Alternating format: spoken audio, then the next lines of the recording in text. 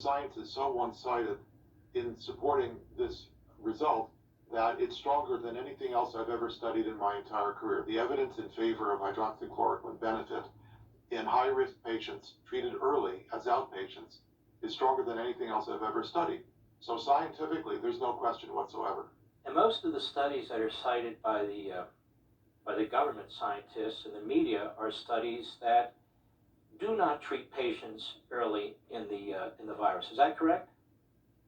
It's either that they cite studies that are hospitalized patients, or they cite studies such as the Bulwer studies from Minnesota that treat low-risk patients. These are people under age 60 with no chronic conditions and so on, people who will survive the virus with just on their own without treatment almost entirely.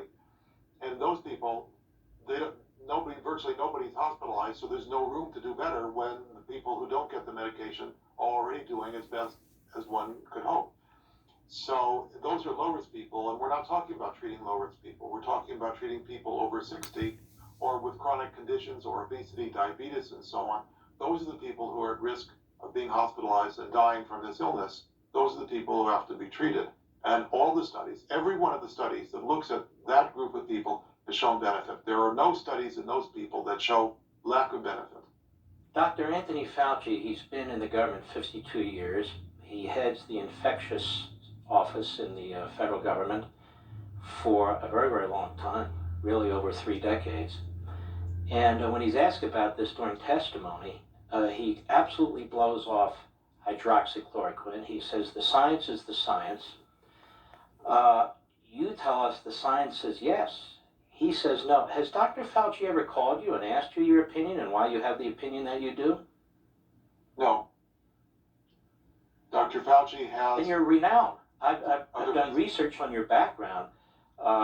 You're a renowned expert. You're at one of the top schools in America. Let me ask you this. Has the head of the Food and Drug Administration, the FDA, ever contacted you and asked you about your review of these various studies? He's not contacted me for that purpose.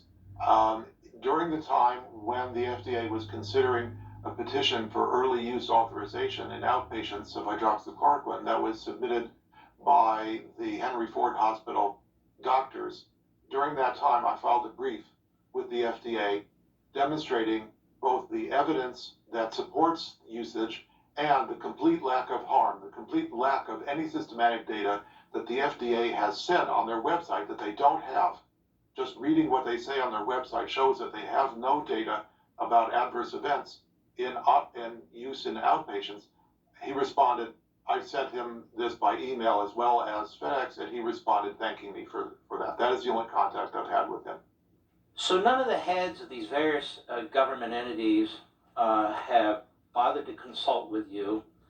And basically, when you go on these various media programs, particularly on CNN, they spend most of the time reclaiming their time and interrupting you and making it impossible for you to explain why you have the position that you have. And when we come back, I want to spend a little bit more time looking at these studies. We'll be right back.